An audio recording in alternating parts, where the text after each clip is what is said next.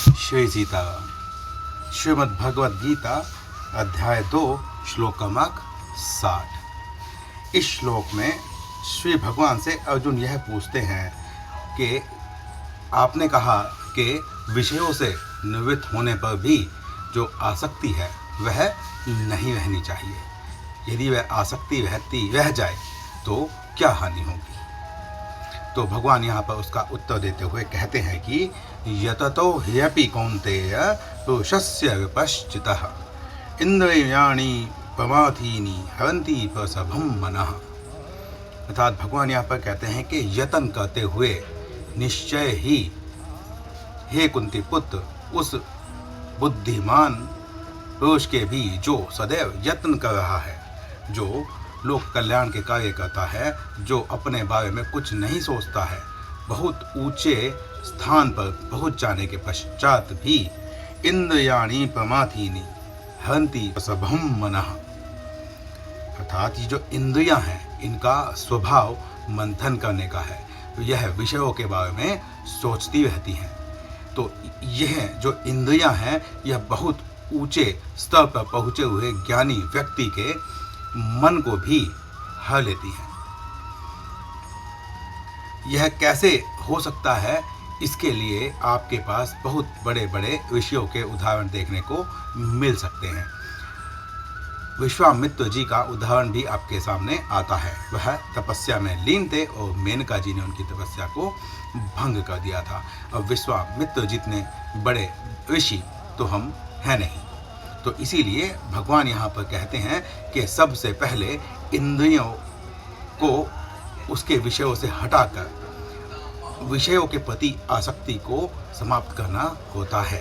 बिना उसको समाप्त किए हुए यह जो इंद्रियां हैं वापस अपने विषयों की तरफ, अपने आहार की तरफ खींची चली जाती हैं।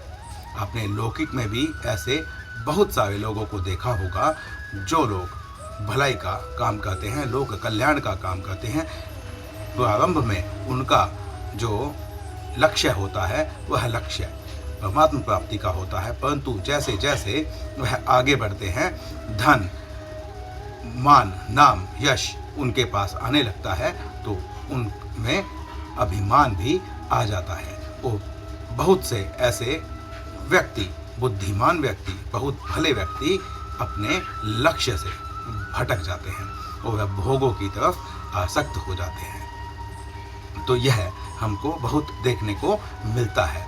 इसीलिए भगवान विशेष जोर देकर कहते हैं कि यह जो इंद्रियां हैं यह बलात् अर्थात बलपूर्वक मन को हर लेती है। कोई भी एक इंद्रिय आपकी साधना को, आपकी तपस्या को, आपके जीवन भर की मेहनत को बर्बाद कर सकती है। इसीलिए सबसे पहले इंद्रियों पर विजय पाना अत्यंत आवश्यक है। इंद्रियों पर विजय पाए बिना आध्यात्मिक उन्नति हो ही नहीं सकती। परमात्मा का साक्षात्कार स्थित प्रज्ञ की अवस्था को प्राप्त किया ही नहीं जा सकता।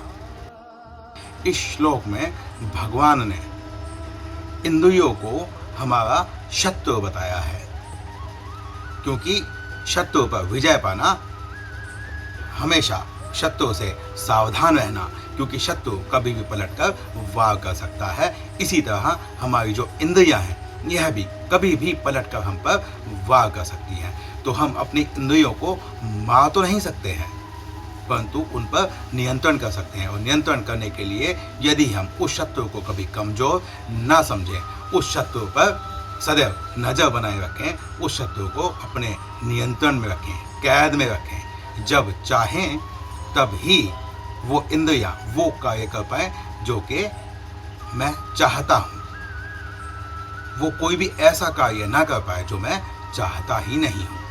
हम अपने शत्रु से भी यही चाहते हैं कि हम उसे अपने नियंत्रण में रखें। तो भगवान ने यहाँ पर इन इंद्रियों पर सबसे पहले नियंत्रण रखने के लिए कहा है। कोई भी स्थित प्रज्ञ जो होता है उसका अपनी इंद्रियों पर संपूर्ण नियंत्रण होता है, परंतु यह आवश्यक नहीं है कि जिसका अपनी इंद्रियों पर नियंत्रण हो जाए वह स्थित प्रज्ञ की अवस्था को ही प्राप्त कर ले। क्योंकि यदि आज मैंने अपनी इंद्रियों पर नियंत्रण पा लिया है तो हो सकता है कि कल मैं उस पर नियंत्रण खो दूं।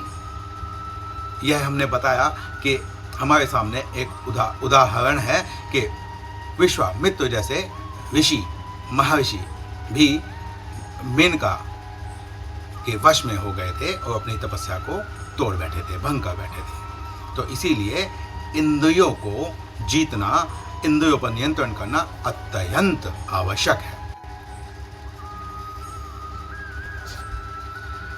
और जो साधक होता है उसे कभी भी इस बात का अभिमान नहीं करना चाहिए कि मैं जितेंद्रिय हूँ, मैंने अपनी सभी इंद्रियों को वश में कर लिया है, क्योंकि यहीं से अभिमान प्रारंभ होगा, देहा अभिमान होगा और वो देहा अभिमान आपकी साधना को ले डूबेगा।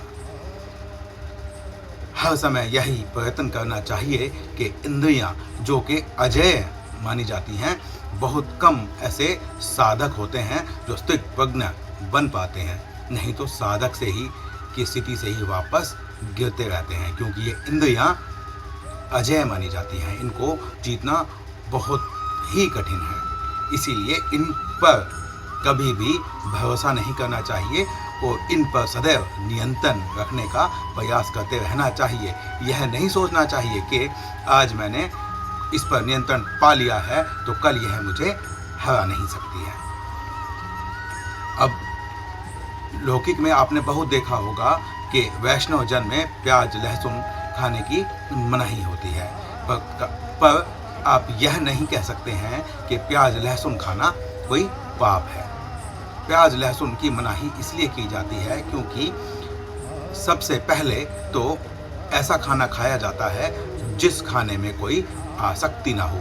वह भोजन जो है वह भोजन सिर्फ जीने के लिए जो आवश्यक शक्ति हमें देता है, बस वही उससे मिले जो जीने के लिए पर्याप्त हो, उस भोजन के प्रति हमारी आसक्ति ना हो। इसीलिए ही प्याज और लहसुन खाने की मनाही की जाती है। तो ऐसे ही धीरे धीरे हम अपनी रस इंद्रिय से लेकर घ्राण इंद्रिय, नेत्र इंद्रिय, श्रोत्र इंद्रिय, जो इंद्रिय होती है उस पर नियंत्रण पाने का प्रयास करते हैं। यह पहली सीढ़ी है, इसीलिए हमें अपनी इंद्रियों पर नियंत्रण पाना अति आवश्यक है। भगवान के इस आदेश की हमें पूरी पालना करनी चाहिए, प्रयास करना चाहिए। इस श्लोक में इतना ही, मिलते हैं अगले श्लोक में, अगले वीडियो में। शिव सीता।